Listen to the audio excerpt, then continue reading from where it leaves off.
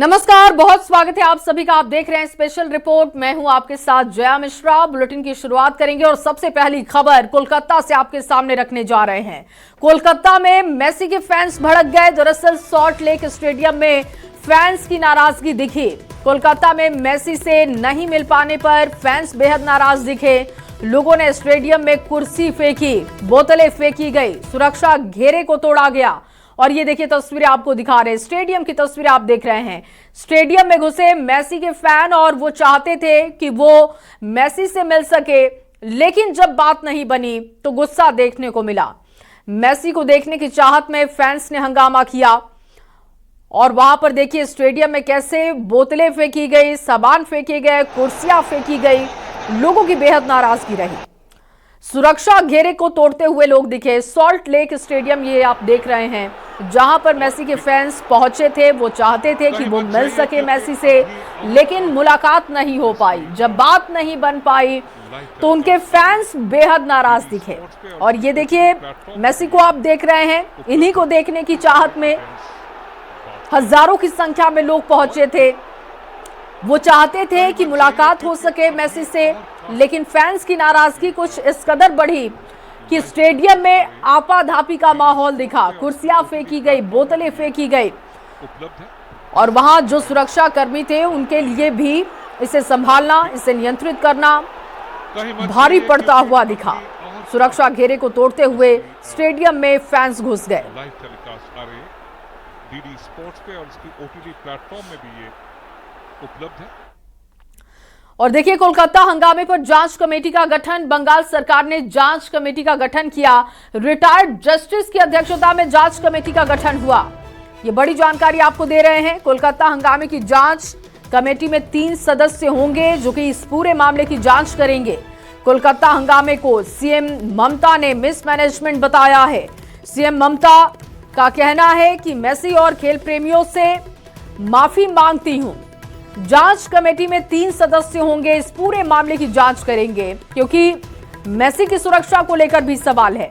ये तस्वीर आप देखिए किस तरीके से फैंस मेसी से मिलने के लिए स्टेडियम में उतर गए। अफरा तफरी की स्थिति वहां पर दिखाई दी। लोगों को यहां से हटाना एक बड़ी चुनौती साबित हो रही थी। और इस पूरे मसले पर, इस पूरी तस्वीर पर सीएम ममता बनर्जी की तरफ से माफी मांगी गई है। उन्होंने कहा कि मेसी और खेल प्रेमियों से माफी मांगती हूं, मिसमैनेजमेंट हुआ है, लेकिन जांच कमेटी जांचेगी, परखेगी, देखेगी कि आखिर ये मिसमैनेजमेंट कैसे हुआ। कोलकाता हंगामे की जांच करने के लिए 3 सदस्यों की एक कमेटी तैयार हो रही है जो कि इस पूरे मामले की तह तक पहुंचेगी।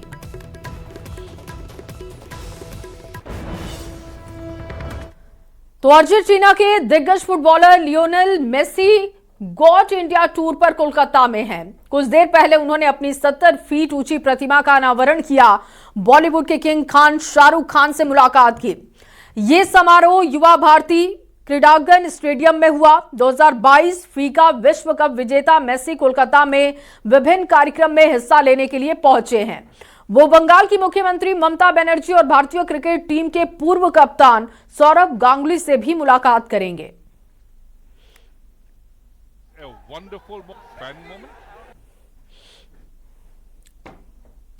और ये 2 तस्वीरें हम आपको दिखा रहे हैं।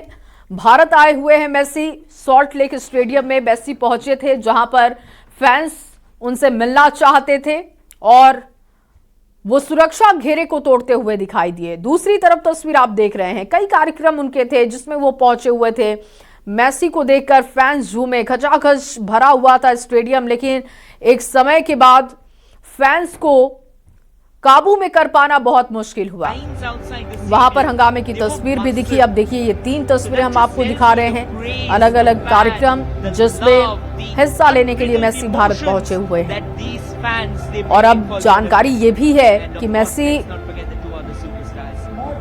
बंगाल की मुख्यमंत्री से मुलाकात करेंगे। सौरभ गांगुली से मुलाकात उनकी प्रस्तावित है। इसके अलावा कई ऐसे कार्यक्रम जिसमें वो हिस्सा ले रहे हैं। कोलकाता की ये 3 तस्वीरें आपके सामने हम रख रहे हैं। तो मेसी की एक झलक पाने के लिए कोलकाता की सड़कों पर फैंस का हुजूम दिखा। लोगों में मेसी को लेकर इतना जुनून है कि कुछ लोग अपना एग्जाम कैंसिल कर पहुंचे। कुछ लोग अपना हनीमून कैंसिल कर मेसी को देखने के लिए पहुंचे।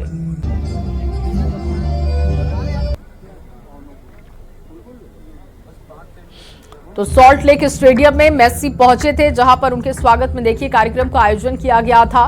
और दीवानगी लोगों में मेसी के लिए इतनी ज्यादा है कि बताया जा रहा है कि कुछ लोग वहां पर जो पहुंचे थे वो अपना एग्जाम कैंसिल करके पहुंचे थे। दीवानगी की हद देखिए, कुछ लोग अपने हनीमून को छोड़कर उसे कैंसिल करके मेसी को देखने के लिए कोलकाता पहुंचे।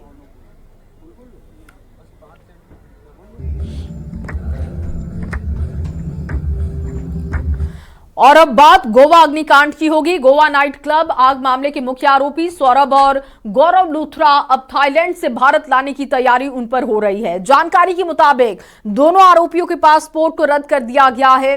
आरोपियों को बैंकॉक के इमरजेंसी ट्रैवल सर्टिफिकेट जारी करने के बाद अब प्रक्रियाएं पूरी की जा रही हैं, जिसके बाद सीधे उन्हें भारत लाया जाएगा। दिखाते हैं आपको ये रिपोर्ट।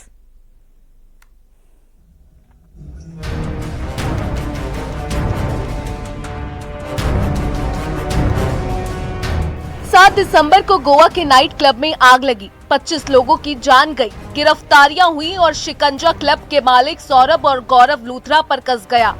हादसे के बाद दोनों ने विदेश में छिपने का ठिकाना बनाया, लेकिन ये दाव नहीं चल सका। थाईलैंड के फुकेट से दोनों भाइयों को पकड़ा गया और अब दोनों को जल्द भारत लाने की तैयारी की जा रही है। इस बीच खबर है कि फुकेट से बैंकॉक सौरभ और गौरव लूथरा को लाया गया है। बैंकॉक के इमिग्रेशन डिवीजन सेंटर में दोनों भाइयों को रखा गया है, क्योंकि दोनों भाइयों के पासपोर्ट रद्द किए जा चुके हैं। सौरभ और गौरव लूथरा के लिए इमरजेंसी ट्रैवल सर्टिफिकेट को जारी किया जाएगा। ये सर्टिफिकेट दूतावास जारी करता है। बैंकॉक में दोनों को इमरजेंसी ट्रैवल सर्टिफिकेट दिया जाएगा। जी, हम फुकेट इमिग्रेशन सेंटर के बाहर से ही आपके साथ जुड़ रहे हैं। ये फुकेट इमिग्रेशन सेंटर की तस्वीर है। यहाँ पे इमिग्रेशन सेंटर में वीजा से जुड़े हुए सारे दस्तावेज प्रोसेस किए जाते हैं। तो सुबह से ही यहाँ पे बहुत सारे टूरिस्ट का, सैलानियों का तांता लगा हुआ है। आप देखिए, अभी भी कुछ लोग आपको दिखेंगे मेरे फ्रेम में, जो इमिग्रेशन सेंटर के बाहर इंतजार कर रहे हैं कि अगर उनका वीजा एक्सटेंड करना है या वीजा से रिलेटेड कोई और दिक्कत आ रही है, तो ये वो जगह है जहाँ पर ये सारी चीजें प्रोसेस की जाती है। यहीं पे इमिग्रेशन पुलिस भी बैठती है फुकेट की। यहाँ से रात भर लूथरा ब्रदर्स ने यही रात काटी है। आपने देखा होगा इस तस्वीर, हम अपने दर्शकों को भी दिखा रहे हैं, जहाँ सारी इमिग्रेशन पुलिस के अधिकारी पीछे खड़े दिखाई दे रहे हैं और सामने सौरभ और गौरव बैठे हुए हैं। वो तस्वीर यही की है और यहाँ से उनको बैंकॉक लेकर जाना है। तो आखिर बैंकॉक क्यों लेकर जाना है?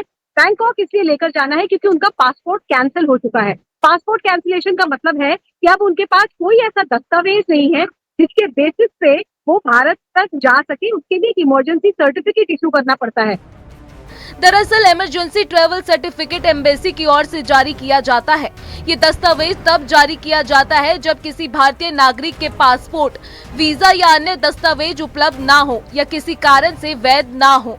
यही वजह है कि दोनों भाइयों को बैंकॉक लाया गया है।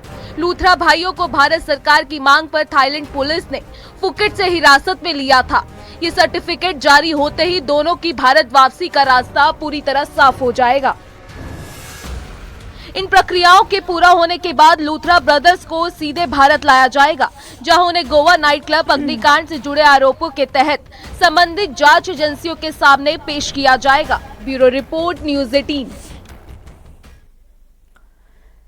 और वहीं कफ सिरप तस्करी का बड़ा नेटवर्क एसटीएफ और ईडी की नजरों में है। अमित सिंह टाटा और आलोक सिंह एसटीएफ की रिमांड में है। लखनऊ, वाराणसी, जौनपुर और अहमदाबाद में छापों के बीच मास्टरमाइंड शुभम जायसवाल और उसके करीबी देवेश जायसवाल का सिंडिकेट अब पकड़े जाने की कगार पर है। ईडी के एक्शन से हड़कंप की स्थिति बनी हुई है। कहां पर ईडी की टीम पहुंची है, दिखाते हैं आपको इस रिपोर्ट में।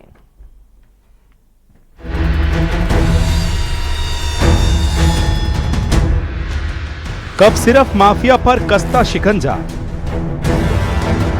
तस्करी नेटवर्क की खुलेंगी परतें, काले कारोबार की कड़ियां अब जुड़ेंगी। एसटीएफ रिमांड पर आरोपी, काला खेल होगा बेनकाब।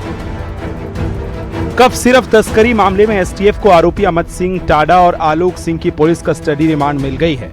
14 दिसंबर तक दोनों आरोपी एसटीएफ के घेरे में रहेंगे।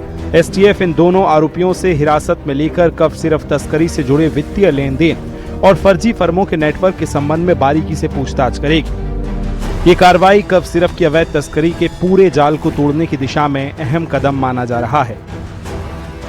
दूसरी तरफ बैन कफ सिरफ की तस्करी मामले में ईडी ने बड़ी कार्रवाई की।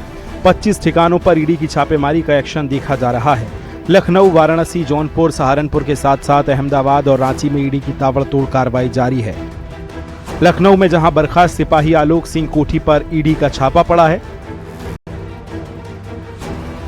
स्थित आलोक सिंह जो कि एसटीएफ का बर्खास्त सिपाही है, उसके आवास पर खड़ा हूं, जहां पर ईडी ने रेड मारी है। आप देख सकते हैं कि फिलहाल जो आलोक सिंह का आवास है उसके सामने केंद्रीय सुरक्षा बलों की तैनाती की गई है और ईडी के तमाम अधिकारी जो कर्मचारी हैं वो इस वक्त आलोक सिंह के घर के अंदर मौजूद हैं। इस दौरान इस कफकोडिन सिंडिकेट मामले के तमाम जो दस्तावेज हैं, जो तमाम फर्में आलोक सिंह द्वारा बनाई गई थी, उनकी जांच की जा रही है। किस तरह से पैसा ट्रांसफर किया जाता था, किस तरह से इस सिंडिकेट के जरिए जो कप सिरप है उसकी सप्लाई की जाती थी, इन तमाम जो पूरा मामला है उससे जुड़े दस्तावेजों और तमाम साक्ष्य सबूतों को खंगालने का प्रयास किया जा रहा है। ये कार्रवाई तो वाराणसी में कफ सिरप सिंडिकेट मामले में मास्टरमाइंड शुभम जायसवाल के करीबियों पर भी हंटर चलने लगा है। डीएसए फार्मा का जो बोर्ड आप देख रहे हैं, ये फार्मा एजेंसी शुभम जायसवाल के करीबी देवेश जायसवाल की है, जिस पर अब ताला लटका हुआ है। इसी एजेंसी के नाम से कफ सिरप का काला कारोबार चलता था। शुभम जायसवाल के मुख्य सहयोगियों के यहाँ छापेमारी की जा रही है। हम इस वक्त वाराणसी के खोजवा स्थित देवेश जायसवाल के घर पर मौजूद हैं और देवेश के नाम से बकायदा एक फार्मा एजेंसी ली गई थी। उस फार्मा एजेंसी का जो नाम था वो डीएसए फार्मा था और इसी एजेंसी पर कफ सिरप का जो लेन देन है, बिलिंग है, वो हुआ करता था और इसको अवैध रूप से कफ सिरप को प्रदेश के बाहर दूसरे प्रदेशों में पहुंचाया जाता था। कलकत्ता, बांग्लादेश, तमाम उन इलाकों में जहां की बातें सामने आ रही है। ये पूरा नेटवर्क वाराणसी और लखनऊ के इर्द गिर्द सक्रिय था। ये नेटवर्क झारखंड की फर्म के साथ मिलकर कफ सिरप के नाम पर फर्जीवाड़े में लगा था। कफ सिरप के खेल में लगे बड़े खिलाड़ियों पर शिकंजा कसा जा रहा है। जल्द ही पूरे सिंडिकेट का खुलासा होगा। Bureau report, news 18।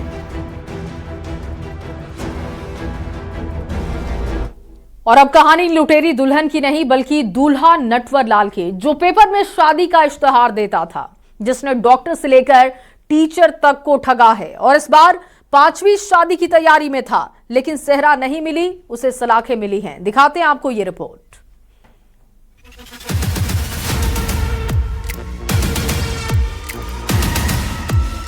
घूंघट वाली का कोहराम नहीं, लुटेरी दुल्हन की गैंग नहीं, ये है दूल्हा नटवर लाल। अब तक उसने 3 शादियां कर रखी हैं और समाचार पत्रों में झूठा विज्ञापन देकर स्वयं को अविवाहित बता करके शौहर 1, बीवियां 4, इमोशनल अत्याचार। मुझसे शादी करोगी का झांसा, कितनों को फांसा। टीचर से लेकर डॉक्टर तक ठगी का शिकार। लुटेरी दुल्हन नहीं, दूल्हा नटवर लाल। शुभ मंगल सावधान, एक ठग ऐसा भी। शादियों का सीजन आ गया है तो इस सीजन में लुटेरी दुल्हन की कहानी जरा आउटडेटेड तो नहीं हुई, लेकिन घूंघट वाली को मात देने एक ऐसा लुटेरा दूल्हा आ गया है जिसे ना तो अपनी गैंग बनानी है और ना ही लुटेरी दुल्हन की तरह बेहोशी का कांड करना है। ये घूंघट वाली दुल्हन से भी कई कदम आगे है। तो कौन है वो जिसने गुजरात से लेकर दुर्ग तक शादी के नाम पर न जाने कितनों को लूटा। दिल फेक आशिक नहीं है जनाब, बल्कि गुजरात के भुज का रहने वाला वो दूल्हा लुटेरा है जो इतना कॉन्फिडेंट रहता है कि शादी का इश्तिहार पेपर में देता है कि मुझसे शादी करोगी।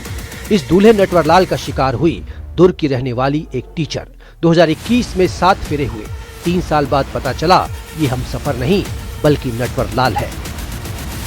मोहननगर थाना क्षेत्र में प्रार्थिया जो स्कूली टीचर है, उसने समाचार पत्रों में एक विज्ञापन देखा और विज्ञापन में जो व्यक्ति है वो अपने आप को अविवाहित बताया और अविवाहित बता करके 2021 में उसने महिला से शादी की। उस व्यक्ति का नाम वीरेंद्र सोलंकी है, जो मूलतः गुजरात का रहने वाला है। वीरेंद्र सोलंकी 2021 से 2024 के बीच में प्रार्थिया को बेवकूफ़ बना करके और उससे लगभग अभी तक उसने 32 लाख रुपए की ठगी की है। उम्र 54 साल जिस ठग वीरेंद्र सोलंकी ने शादी के नाम पर दुर्ग के मोहन नगर थाना इलाके की रहने वाली टीचर को फांसा, 3 साल बाद टीचर जी को ठगी का एहसास हुआ। अब बीवी को डिटेक्टिव बनना पड़ा, तब जाकर खुलासा हुआ तो पैरों तले जमीन खिसक गई। मामला थाने पहुंचा, 32 लाख की ठगी कर चुका है। जांच के बाद एक के बाद एक खुलासे हुए। टीचर से शादी के बाद भी एक डॉक्टर को ऐसे ही अपने जाल में फंसा चुका है ये दूल्हा नटवर लाल। गुजरात में इसने 3 शादियां की हैं और एक दुर्ग में। द्वारा मोहनगर थाने में एक अपराध पंजीबद्ध किया गया धोखाधड़ी से संबंधित, जिसमें धारा 85 और 318(4) बीएनएस के तहत अपराध कायम किया गया और वीरेंद्र सोलंकी को गुजरात भुज डिस्ट्रिक्ट भुज के कच्छ से उसको गिरफ्तार करके लाया गया है। अभी ये जानकारी प्राप्त हुई है पूछताछ के पश्चात कि वीरेंद्र सोलंकी इस महिला से शादी के पश्चात भी एक और शादी उसने डॉक्टर से वहाँ करा है और उसको भी स्वयं को अविवाहित बताकर ही उसके द्वारा शादी की गई है। यही नहीं, ये 5वीं शादी भी करने वाला था। तो अगर आप भी दूल्हे की तलाश कर रहे हैं तो जरा होशियारी से, कहीं ऐसा न हो आपके फेरे चक्रव्यूह बन जाएं। दुर्ग में मिथिलेश ठाकुर के साथ bureau report, news 18 Madhya Pradesh Chhattisgarh. और देखिए, सीएम योगी के कड़े निर्देश के बाद पुलिस की वेरिफिकेशन ड्राइव लगातार झुग्गी बस्तियों में चल रही है, जिसके बाद लखनऊ में इसका असर दिखा है, जहां अवैध बांग्लादेशी घुसपैठिए और रोहिंग्या वहां से भाग रहे हैं। लखनऊ ही नहीं, यूपी के बाकी शहरों में भी लगातार वेरिफिकेशन ड्राइव जारी है। गोरखपुर, मेरठ, कानपुर में भी पुलिस लगातार ऐसे लोगों के खिलाफ छानबीन में जुटी हुई है। दिखाते हैं आपको ये खास रिपोर्ट।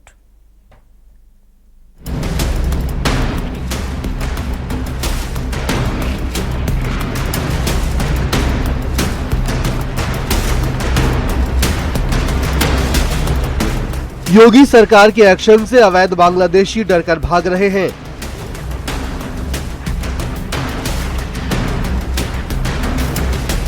हाल ही में पुलिस ने बांग्लादेशी घुसपैठियों और रोहिंग्याओं की पहचान के लिए लखनऊ के डालीबाग इलाके में झुग्गी झोपड़ी में दस्तावेजों की पहचान की थी।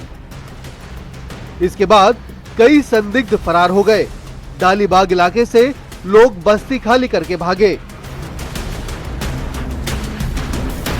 हम इस वक्त डालीबाग की जो बस्ती में मौजूद है वहां पर आपको दिखाते हैं कि यहाँ पर बड़ी जो बस्ती थी यहाँ पर थी और कई सारे लोग यहाँ पर रह रहे थे। अभी कुछ दिनों पहले ही यहाँ पर अभियान चलाया गया था, जिसमें जो लोग यहाँ रह रहे थे उनके दस्तावेजों का सत्यापन किया गया, उनकी जांच की गई, जिसके बाद में कई सारे लोग इस बस्ती को छोड़कर जा चुके हैं। बताया जा रहा है कि उनकी जो आइडेंटिटी थी वो क्लियर नहीं थी, तो ऐसे में बस्ती ये खाली कराई जा रही थी और अवैध रूप से क्योंकि ये बसाई गई है तो यहाँ पर उनको बोला भी गया था कि जाने के लिए, लेकिन जब कागजों की जांच आई और जब सख्ती बढ़ी तो यहाँ से कई सारे लोग जा भी चुके हैं।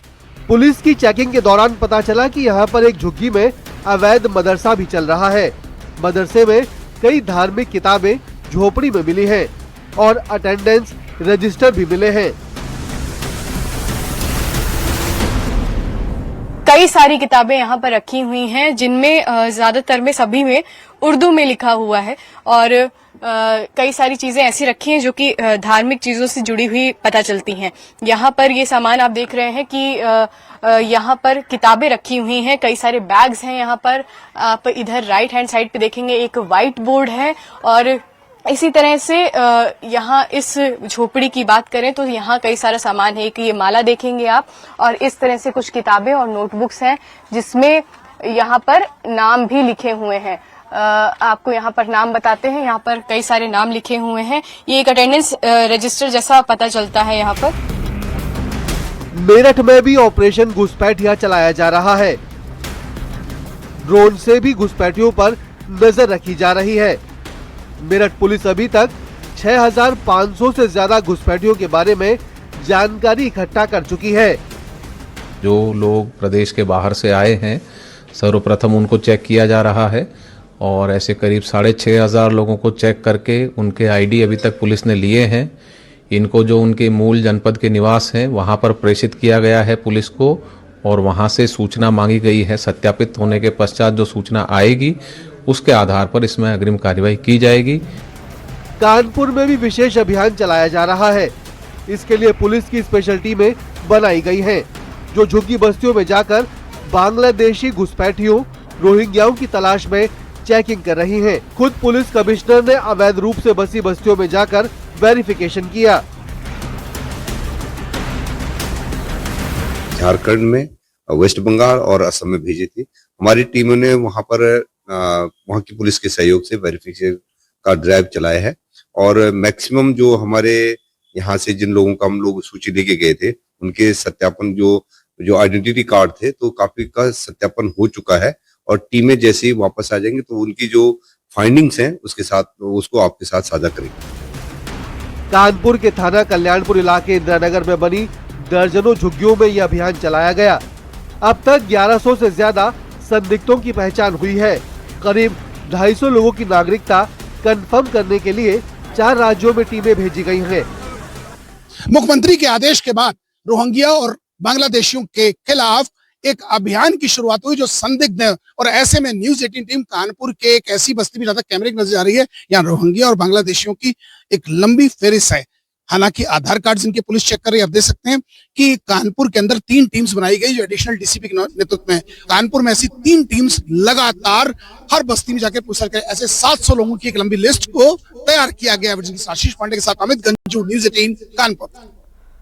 और चलिए इस रिपोर्ट के साथ एक छोटा सा ब्रेक, जल्द हाजिर होंगे, आप बने रहिए हमारे साथ।